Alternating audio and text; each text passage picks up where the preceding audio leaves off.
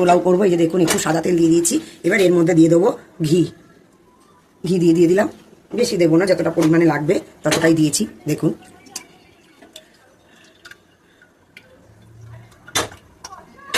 এই যে দেখুন দিয়েছি।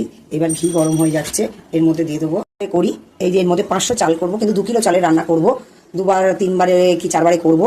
এই যে 500 চালের জন্য দিয়েছি এই ঘি। আর এই যে গরম মশলা দিয়ে দিলাম, আর তেজপাতা, কিশমিশ দিয়ে দিলাম।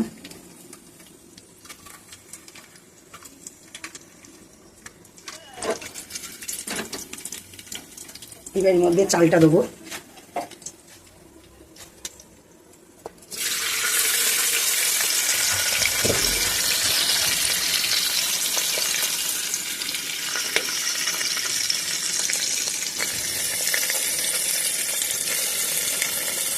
চিনি দিয়ে দেবো, এই নুন দিয়ে দেবো, তারপরে চিনি দেবো।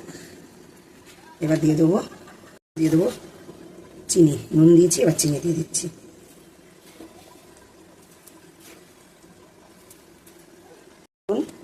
দুধ আর জল মিশিয়ে দিচ্ছি, পরিমাণ মতন দিয়ে দিলাম দুধ আর জল।